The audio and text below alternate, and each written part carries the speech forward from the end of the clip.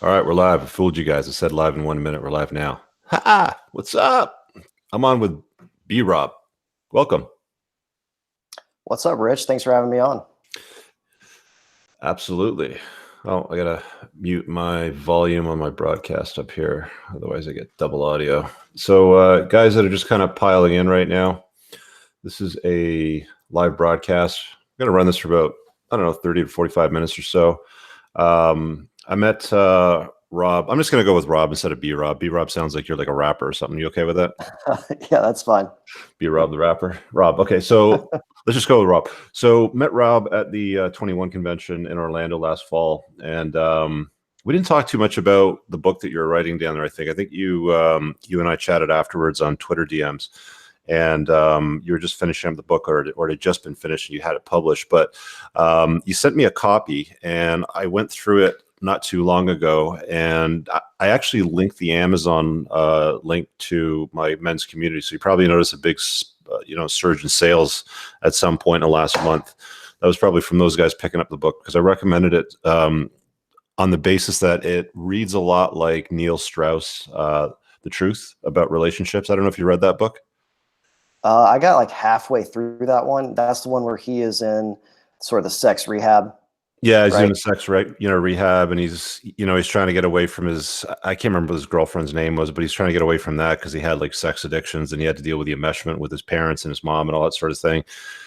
If you guys haven't read The Truth About Relationships by Neil Strauss, it's a pretty good book. Like, I like his writing style. He's kind of flip-flop back and forth in different areas, a blue pill, red pill sort of thing, but he's a very good author. And the reason why I recommended Rob's book was on the basis of it coming off a lot like his excursion into the salt sugar dating lifestyle. Whereas Neil Strauss was talking about his excursion kind of into like these different types of relationships, whether it was open, closed, polyamory, multiple, whatever. So I wanted to get him on to just kind of do some like public talk, because as you guys know, with YouTube, you got to be somewhat censored. It's almost like you got to pretend you're sitting in a family restaurant and there's an old couple over there listening and a family over here, and maybe a couple of gay guys over here shooting the shit, having a couple of beers. So you want to be aware of your environment and audience. So we're going to go for about 45 minutes on here. He's going to share some things that he learned in the world of sugar dating slash salt dating. And then we're going to take him behind the scenes for a private broadcast to my men's community afterwards for some more Q&A stuff that will probably be less watered down. Can you explain what sugar dating is versus what salt dating is? Maybe we'll start with that. Yeah, for sure. So sugar dating is basically a website where the lion's share of it happens on a website called Seeking Arrangements. They recently rebranded as Seeking, and it's sort of cropped up around the same time as Tinder and Bumble, 2013, 2014. The main concept is, instead of just regular dating, the girls are getting paid. Monthly arrangements, weekly arrangements. It ranges anywhere from like 3,000 a month to 10,000 a month, from what I've heard. What I also discovered is, if you're just a regular guy, you can throw up a sugar daddy profile on that site, and girls will basically just meet up with you. A lot of the girls on there are just the regular girl next door. They're not like pros or streetwalkers looking to bust your balls and try to get money. So you can just sort of treat it like a regular date and have way better results than you would have on Tinder or Bumble. So that's what I sort of discovered with salt dating. And how is salt dating versus different from sugar dating? Salt dating is, you just treat it like a normal date. You steer the conversation away from money talk, and you just treat it like a regular date, basically. Mm-hmm. And with sugar, like I guess there's arrangement pre-made before you meet or when you meet or whatever. Like, how did that work? Yeah, I don't know how a lot of sugar daddies do it. I did one time make a fake female account on the site just to see like what the guys were saying, Mm-hmm. and most of them will just throw up money offers like in the first message. $1,500 a weekend, $3,000 a month, that kind of thing. So they're getting a lot of monetary offers in their inbox, but it's mostly from guys who are kind of you know, autistic, not really socially adept. Mhm. So if you're just a regular guy who can talk to women, you can easily get them out on dates. How is that different from prostitution? I would say it's not really. I mean, it's very similar to prostitution. A lot of it is, I mean, if a sexual relationship is contingent on the transfer of cash, then I would call that prostitution. Got it. So I actually think that sugar dating is pretty much the same thing. Yeah, yeah. Well, I mean, you're exchanging money for their time. So you had some things that you learned during your excursion into this lifestyle, and it's what your book's really all about. And guys, I highly recommend that you grab a copy of his book. Actually, I'm going to grab a link here while you kind of share some of those experiences, and I'll put it in the chat. But if you want to go ahead and do that, I'm just going to mute myself just so the typing doesn't get in the way. Go ahead, Rob. The first thing I realized was that the quantity of the girls who are opting into this is like astronomical. When I originally got into it, I thought that it would be like strippers and streetwalkers and, you know, girls who are tatted up, chain smoking menthols, but it's really like 80% regular girl next door and maybe 20% sort of the stripper type. Um, so, and a lot of guys are kind of skeptical of that. They think that, and they should be skeptical. I mean, when they read my article, I wrote an article, Salt Dating 101, where I sort of break it all down. And in the comments, a lot of guys will be like, that's BS. I don't believe it. And then right underneath that, a couple weeks later, they'll be like, well, I actually went in and did this for myself. And I saw that it was for real. And one guy actually like found his live-in girlfriend on the site. So there are a lot of girls who are on there, just regular girl next doors. It's not, you know, strippers and prostitutes. It's curious girls just sort of checking it out. Right. Actually, one of the things that I want to bring behind the scenes is how to figure out if your girlfriend or chick or wife has been using sugar dating sites in the past. So we're not going to talk about that here. We'll put that behind the scenes for the members. But Sure. go ahead. Did you have other lessons that you wanted to go over? I would say that you want to be careful about putting a girl on a pedestal just because of the way she looks. I mean, I think that impulse is kind of like built into us as men. We're just sort of hardwired. We see a beautiful girl and we're just like, oh my God, you're a goddess. But she might be a princess to you, but today, in this day and age, she could also be a prostitute to someone else. And that's like a real possibility. I wrote another post called The Princess Prostitute Paradox, where, and to be upfront, like I'm not shaming women for wanting to sell their bodies. I think prostitution should be legal, honestly. But the problem I have with sugar babies is that a lot of them are sort of keeping it a secret from the guys that they're dating and the friends in their lives. And I think that I saw a post on Reddit where a guy discovered that his girlfriend used to be a sugar baby. And the way he put it was, she took away his autonomy to sort of decide for himself whether or not he wanted to date a sex worker.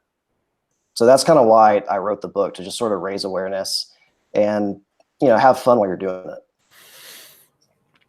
The notion of the sugar girl datey baby sort of thing versus like a regular woman that kind of dates non-monogamously and spins her own plates, it's very similar. Like, would you agree?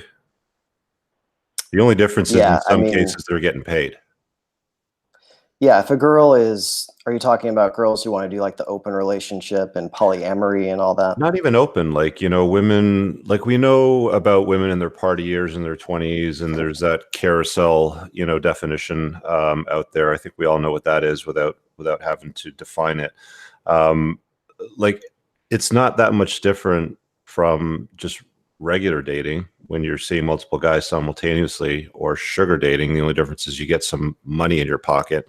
And it seems to me that advantage to them seems attractive, because to get a job and work, you actually have to go and do work to get paid, and you get taxed on it.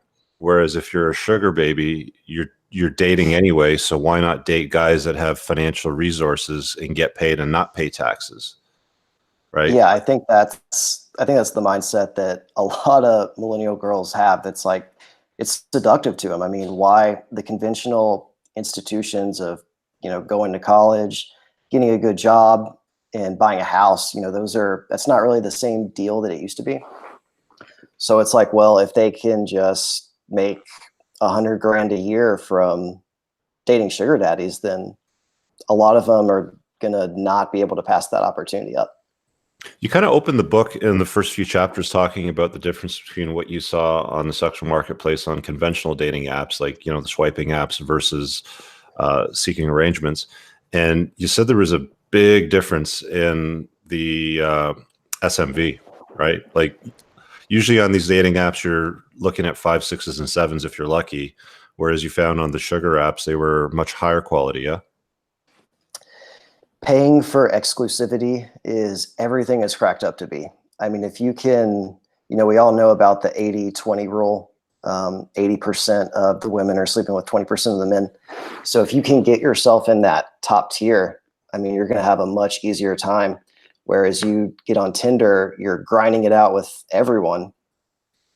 And if you get on the sugar daddy site, I think it's like $90 for 1 month of membership. But if you get on there, then you sort of have that built-in status already. Did you find the girls on there were looking for like boyfriend material or like actual relationships, or were they just looking for fun and money?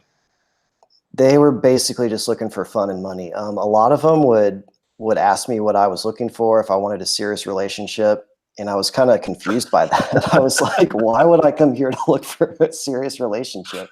No, but apparently a lot of guys are. Like they would tell me that, yeah, a lot of guys say that they want a serious relationship on that site. Right. It's just bonkers that they're on a site where they're like, "Hi, I'm pretty. Exchange me and my time for some money, but I'd also like to perhaps have a relationship with you once we get past the fact that you've paid me." Yeah, it's a brave new world. It's a crazy What? world. I don't know, dude. It's like I don't know. Maybe I'm old. I'm 45, and I hear stuff like this, and I'm just like, this is just nuts, man. Because this is just, but it's the reality of the world that we live in, and it's super popular too. Like I watched this documentary, in the last couple of months with these people where they were highlighting, the sugar babies and the sugar daddies, and it's a lot more popular than you think, right? Like actually, I don't know if you know what the ranking is, but do you know what the popularity is on that? I looked up their membership numbers. Seeking has 20 million worldwide. Uh huh. That's including both men and women, and they have 10 million in the U.S. And And then they also say that it's 3-to-1 ratio, 3 women for every man. So how does that compare 75% to like female. Match.com or like Plenty of Fish or something like that? Ooh, I haven't gotten on Plenty of Fish since 2013, so I don't really know. Hang It's on a sec. probably a lot worse. Hang on a sec, because I'm really curious right now. So I'm just on Alexa.com, and you can find out what a site ranking is. So what's a bigger site? Is it Plenty of Fish or Match.com? You think? Probably Match.com at this point. Okay. And I know a lot of these are all mobile now, so you won't be able to track the traffic unless it's mobile. So Match is ranked 504 in the US, and Seeking is ranked 2044.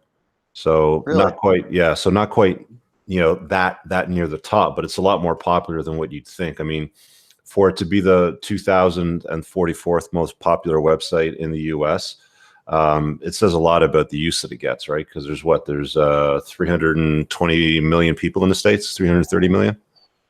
Yeah, it's like 330 million. Yeah, that's interesting. And what else did you learn about the sexual marketplace and women off the dating site, specifically off Seeking?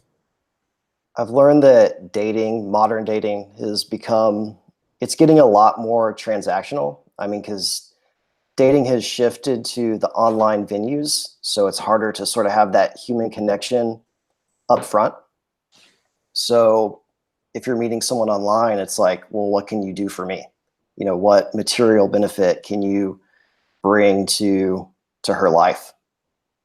So that's why I think Tinder and Bumble were kind of good for those first couple years, 2013, 2014, 2015.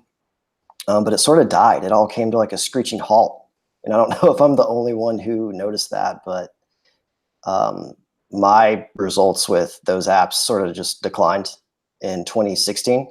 And that's around the same time that I discovered the Sugar Daddy site.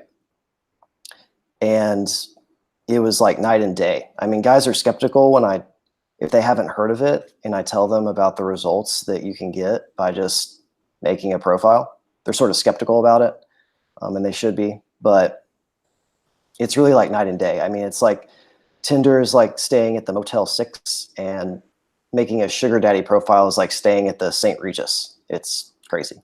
Mhm. Did you have any trouble being a younger dude on the site? Yeah, I mean, you definitely get a lot of questions. When I started doing it, it was late 2015. I was 25 at that time. So I gave myself a couple years. So, and then I don't really lie anymore like I used to. I used to say that I was connected to someone in Silicon Valley. I had connections to a social media company. So that's how I would explain that. But I realized that you don't even really have to do that. You can just say that you're looking for someone to spoil, or that you're just looking for someone to have chemistry with, and they'll go along with it. So So you really don't even have to manufacturing lie. your identity, your name, your source of wealth, like you created this entire persona, right? Like you had this, I helped a friend get his social media site off the ground, and Yeah, he gave me some money because of that. So now I'm kind of like semi-retired living in Atlanta, and like you live downtown too, right? So you didn't need to drive your shitty Honda Civic, you said. right. Yeah, living next door to a bar is like the best thing that you can do for your dating life, I Yeah. learned. So there you go, fellas. There's a little pro tip for you. You don't even need to have a nice car. You just have to make sure that you walk to the venue, and have a backstory behind it. But even then, I mean, like you said, you started this when you were around 25, but you just found the quality of Yeah, your experience went up dramatically too, right? Um, yeah. And I didn't know what I was doing at that time. So I just like made up some story about how I was connected to a social media mogul. And then over time, I realized, you don't even have to do that. So now I don't even lie. I'm just like, hey, I'm just looking for a date. and you're familiar with alpha seed beta need, obviously, right? Yeah, yeah, I Yeah. am. So I've heard it by another name. yeah, we'll just use alpha seed, Keeping beta it need, PG. because yeah, we're trying to keep it watered down here on the YouTube channel Yeah. publicly. Um, the the typical feedback that most guys get when they're on regular dating apps is, like these women want to put them in the beta zone, right? Like they want to make them wait. They want to, make them wait for sex. I think one of Rollo's iron rules is any woman that makes you wait for sex, the sex is never worth the wait, sort of thing. But I think that your experience on the sugar dating site was like there was no wait. Right. I mean, Can you if talk about that a little you bit? go, yeah, if you go into it and you're just like, you don't judge her and you're discreet, then you see a completely different side. I mean, you see sort of the real version of someone, whereas the boyfriend, the husband, sometimes gets a carefully crafted image. And so it sort of plays into, don't just put someone on a pedestal just because of the way they look. I mean, because they might be a princess to you, but they could be a prostitute to someone else. Yeah. And that's the interesting thing too, right? Yeah, yeah. It's bonkers. Um, what made you want to write this book? Like, was it just I'm doing this anyway, so I might as well document it or chronicle it, or what was the plan? It was it was such a life changing discovery. I mean, it was kind of like my red pill event, so to speak. I had read a couple things. I think I discovered Rush's blog in 2014. And then I discovered the Sugar Daddy website like a year after that. And so, when you're first reading all that red pill stuff, never being exposed to it before, sometimes you don't really know how true it is until you see and get experience for yourself. And so seeing what it was like on a sugar daddy website and seeing just dozens and dozens of pages of girls who are ready, attractive girls ready to meet and hook up and get paid was enough of a life-changing experience that it made me write a book about it. And out of every 10 meets that you had, how many times did you have to pay for the meet? Oh, I never. I mean, I bought the drinks. I would occasionally get an Uber here and there for her, but no, other than that, never actually paid. Yeah, And you there were treat a it lot like of a date. times when, yeah, just treat it like a normal date. And there were a lot of times if we hooked up and I wanted to see her again, I would just let her know, hey, by the way, I'm not actually a sugar daddy. I was just sort of on that site out of curiosity, and they're almost always fine with that. Yeah, you post some pictures of your messages in the book, and they were Yeah. something along the lines of like, "Hey, by the way, I'm not a sugar daddy," and her response was something like, "Yeah, it doesn't matter. I kind of figured that." Like it Yeah, was because like par for the course. Like they didn't care. I think just because I treated it like a normal date, she was on board with it. Mm. People are posting in the comments, what about STDs? Like, do you have any worries around that? I never had any issues with that. Never really was worried about it. I mean, I don't know. Just use condoms. Did you have any idea how many dudes these girls were with at the same time as you? Like, plates in their own rotation? Like, did that ever become known to you? Did they ever disclose it? Did you ever just kind of trip across it? Um, they weren't really.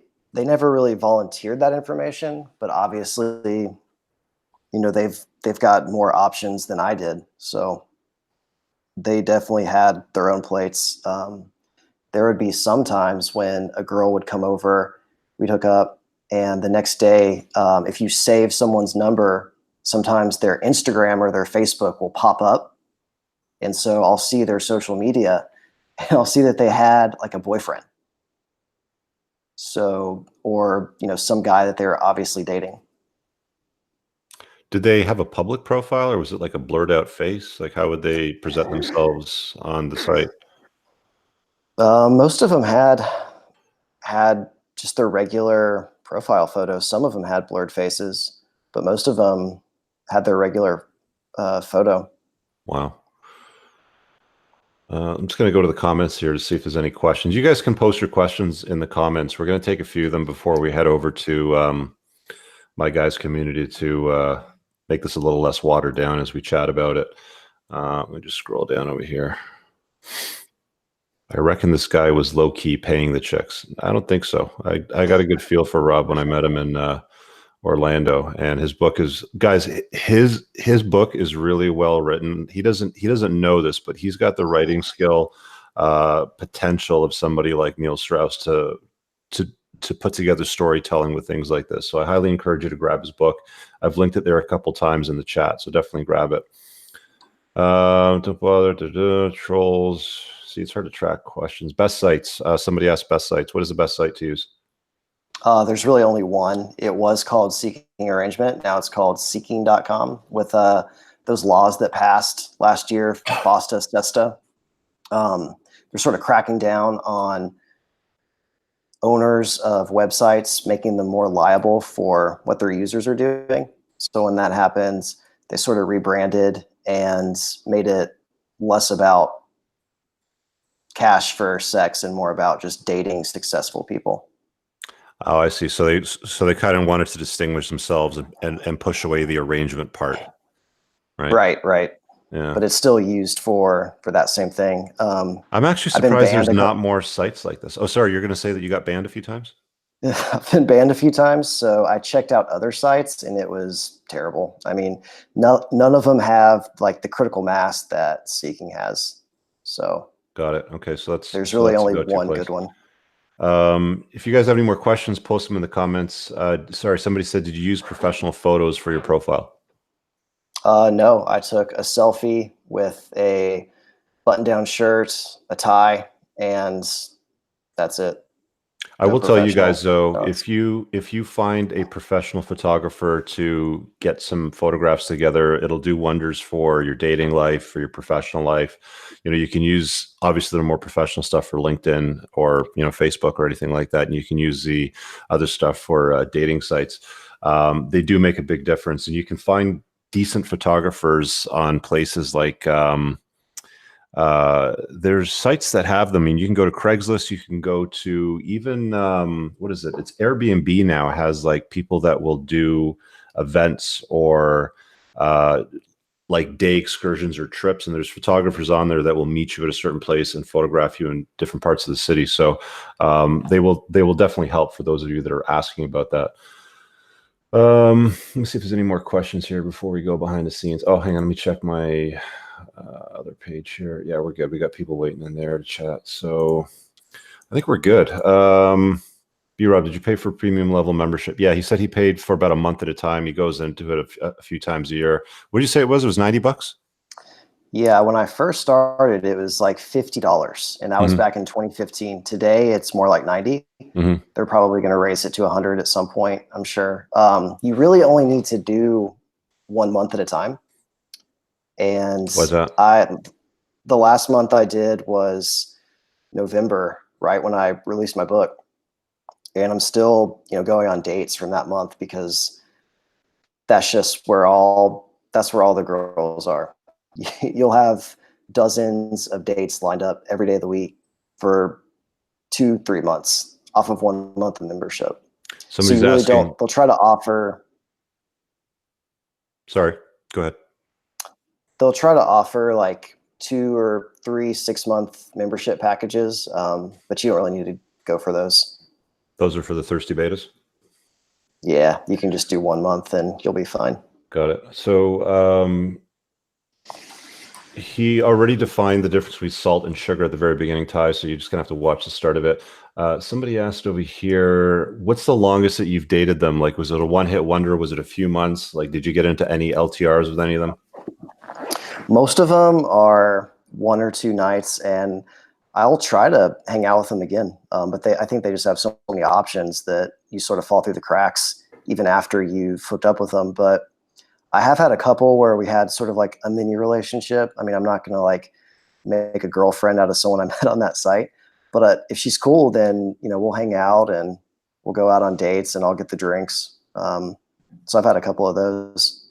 Was there any nightmares? Was there any like, holy crap, man, I can't believe that just happened?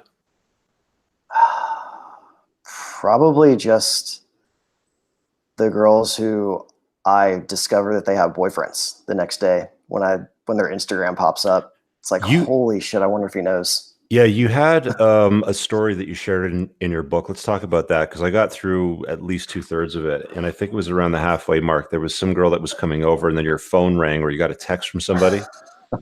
Yeah. Tell that story, because that was interesting. Yeah, so she was coming over, and I got a text from this random number that I didn't recognize. And so I figured that it was another girl from the site. So I sent my photo to this number, and they just ghosted. They went radio silent. And then I was confused. So I typed that number into Facebook search, and it pulled up a photo of the girl's husband. So she was actually married, coming to meet me, and her husband was texting me, trying to figure out who I was. And then I texted her, and I was like, so who's this guy? I screenshotted his Facebook profile and sent it to her, and she just texted back, don't worry about him. And it was never spoken about again. Yeah, we talked about it briefly on the date. I was like, he's not going to come in here with a knife and kill me, right? And I guess it was fine. I think they got divorced. She was like going through a divorce, I think. But she had a ring on at the time.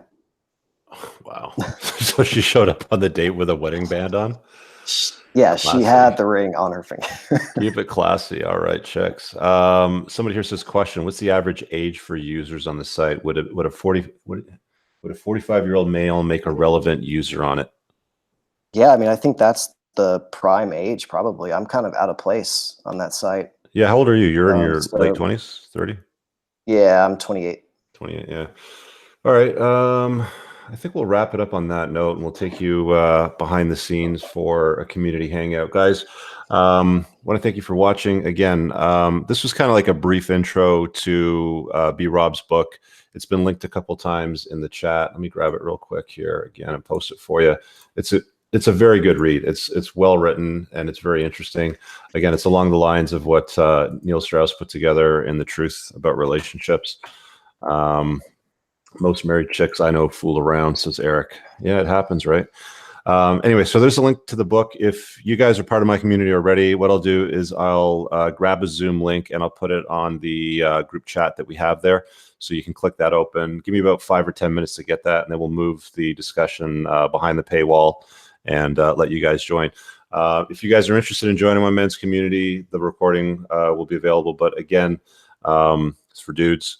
There's a link on the channel. Let me just grab it real quick in case anybody wants to hop in. Sorry guys, this is the life of a live broadcast when you got to do all the work on the linking. Here we go. One day we'll get big enough, we'll get an assistant. So there you go. So right there, I just clicked the link to the private community. You're gonna have to do that in like the next 10 minutes. I'll check it before we go live, and I'll admit anybody that has joined in that's verified themselves. So check that out. There's lots of premium content too. There's premium videos that I put there that don't have commercials, covering deep topics. We did a broadcast last night about getting your first $1 million. There was close to 50 guys on that live broadcast. There's 5 guys sharing their experiences, and then a bunch of Q&A sessions in and around that. So it's very useful. There's lots of good stuff there. We'll see you guys there in a little bit. Rob, I will DM you a new link on Twitter, so you can come in on the Zoom in just a moment, okay? All right, thanks, man. Thanks, guys, for watching. Peace.